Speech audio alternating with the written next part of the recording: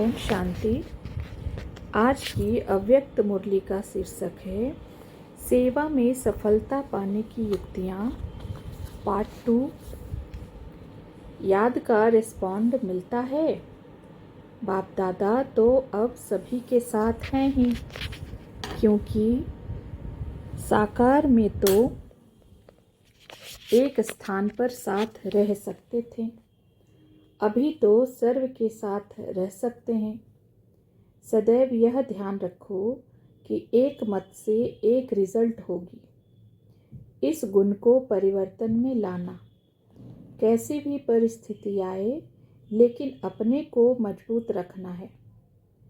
औरों को अपने गुणों का दान देना है। जैसे दान करने से रिटर्न में भविष्य में मिलता है ना, इस गुण का दान करने से भी बड़ी प्रारब्ध मिलती है। जो एक मत होते हैं वही एक को प्यारे लगते हैं। बाप दादा दो होते एक है ना। वैसे भल कितने भी हो, लेकिन एक मत होकर चलना। बाप के घर में आकर विशेष खजाना लिया। बाप के घर में विशेषताएं भरी हुई है ना। अपने घर में असली स्वरूप में स्थित होने आए हो। अपना असली स्वरूप और असली स्थिति क्या है वह याद आती है। आत्मा की असली स्थिति क्या है? जैसे पहले आत्मा परम धाम की निवासी सर्व गुणों का स्वरूप है, वैसे ही यहाँ भी अपनी स्थिति का अनुभव करने के लिए लाए हो। मधुबन में आए हो उस स्थिति की टेस्ट करने बाद उनको सदा के लिए अपनाना है। इसका नाम ही है मधुबन। मधु अर्थात मधुरता यानी स्नेह और शक्ति, दोनों ही वरदान पूर्ण रूप से प्राप्त करना। यहाँ मधुबन में दोनों चीज़ वरदान रूप में मिलती है। फिर बाहर में जाएंगे तो इन दोनों चीज़ के लिए अपना पुरुषार्थ करना पड़ेगा। इसलिए यहाँ वरदान रूप में प्राप्त जो हो रहा है, उनको ऐसा प्राप्त करना जो अविनाशी रहे। जब वरदान रूप में प्राप्त हो सकते हैं तो पुरुषार्थ करके क्यों लें? गुरु वरदान देता है तो क्या करना होता है? अपने को उसके अर्पण करना पड़ता है, तब वरदान प्राप्त होता है। तो यहाँ भी जितना अपने को अर्पण करेंगे उतना वरदान प्राप्त होगा। वरदान तो सभी को मिलता है, लेकिन जो ज़्यादा अपने को अर्पण करता है उतना ही वरदान का पात्र बनता है। वरदान से ऐसी झोली भर लो जो भरी हुई झोली कभी खाली ना हो। जितना जो भरना चाहे वह भर सकते हैं। ऐसा ही ध्यान रखकर इन थोड़े दिनों में अथक लाभ उठाना है। एक एक सेकंड सफल करने के लिए यह दिन है। अभी का एक सेकंड बहुत फायदे और बहुत नुकसान का भी है।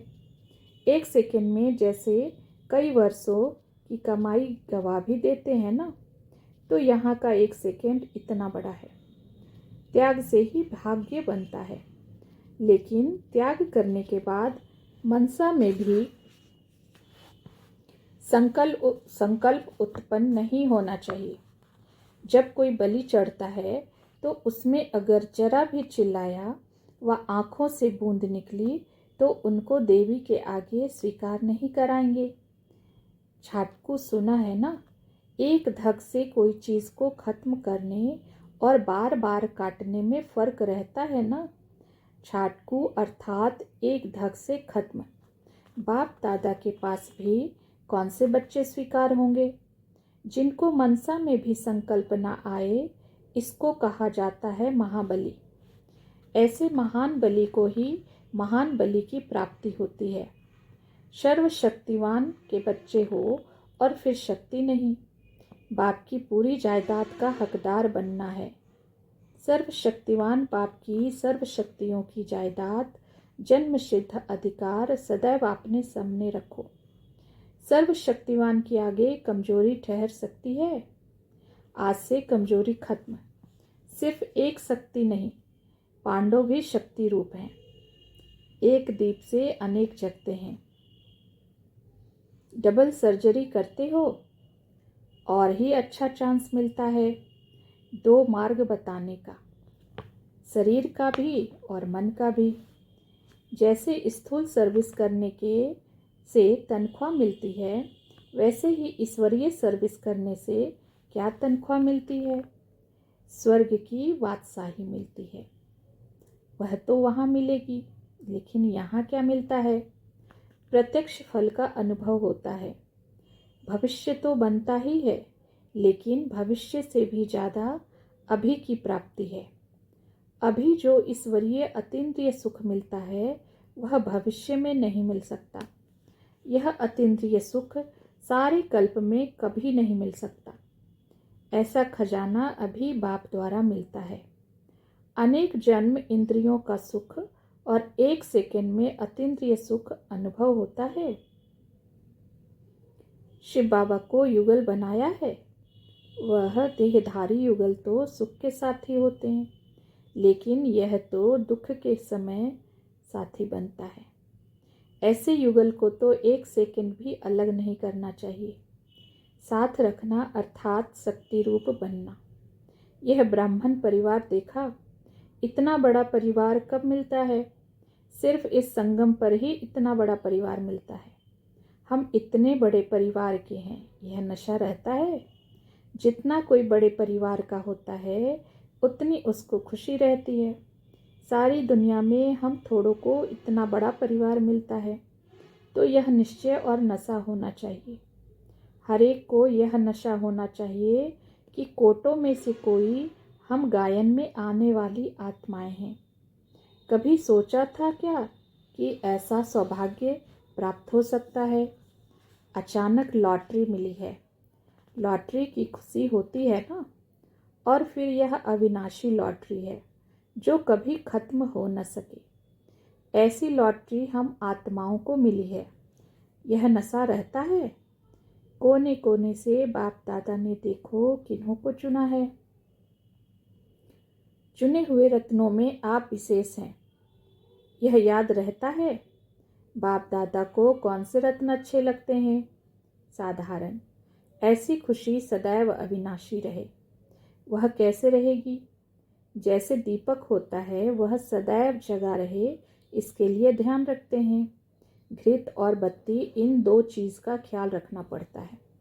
तो यहाँ भी खुशी का दीपक सदैव जगा रहे, इसके लिए 2 बातें ध्यान में रखनी है। ज्ञान घृत और योग है बत्ती।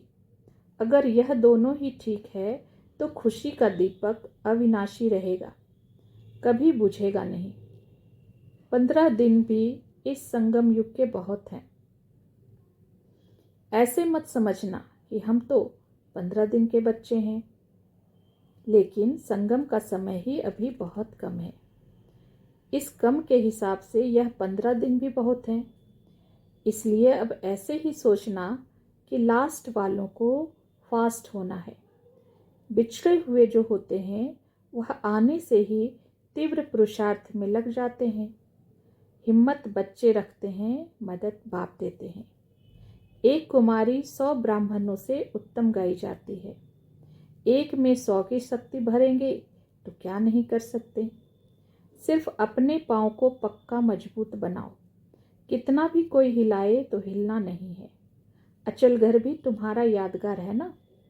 अचल अर्थात जिसको कोई हिला न सके। 3 मास में 3 वर्षा लिए हैं। बाप दादा 3 वर्षा कौन सा देते हैं? सुख, शांति और शक्ति। जितना अधिकार लेंगे उतना वहाँ राज्य के अधिकारी बनेंगे। संपूर्ण अधिकार पाने का लक्ष्य रखना है, क्योंकि बाप भी संपूर्ण है ना। युगल रहते हुए अकेले रहते हो व युगल रूप में रहते हो। अकेला रूप कौन सा है? आत्मा अकेली है ना। आते भी अकेले हैं, जाते भी अकेले हैं। तो युगल रूप में पाठ बजाते भी आत्मिक स्थिति में रहना अर्थात अकेले बनना है, और फिर रूहानी युगल बनना है। तो बाप और बच्चे, वह तो हुआ देह का युगल। आत्मा और परमात्मा, यह भी युगल है। आत्मा सजनी, सीता कहते हैं ना, परमात्मा है साजन राम, तो रूहानी युगल मूर्त बनना है। बस देह के युगल रूप नहीं, देहधारी का युगल रूप खत्म हुआ। अनेक जन्म देहधारियों का युगल रूप देखा, अब आत्मा और परमात्मा का युगल रूप बनना है। ऐसी स्थिति में रहते हो। इस अनोखे युगल रूप के सामने वह युगल तो कुछ नहीं, तो देह की भावना खत्म हो जाएगी। सभी से प्रिय चीज़ क्या है? प्रिय चीज़ अच्छी लगती है ना, तो उस प्रिय वस्तु को छोड़ दूसरे को प्रिय कैसे बना सकते हैं? अकेला भी बन जाना है, फिर युगल भी बनना है। कोई को आने से ही लॉटरी मिल जाती है, कोई को प्रयत्न करने से लॉटरी मिलती। ऐसे उच्च भाग्यशाली अपने को समझते हो? कुमारों के लिए भी सरल मार्ग है, क्योंकि उल्टी सीढ़ी जो चढ़े हुए हैं उनको उतरनी पड़ती है। इसलिए कुमार कुमारियों के लिए और ही सहज है। जो बंधन मुक्त होते हैं वह जल्दी दौड़ सकते हैं। तो सभी बातों में निर्बंधन रहना है। कैसी भी परिस्थिति में अपनी स्थिति ऊंची रखनी है। जो उच्च जीवन का लक्ष्य है उनसे दूर नहीं होना है। अच्छा, ओम शांति।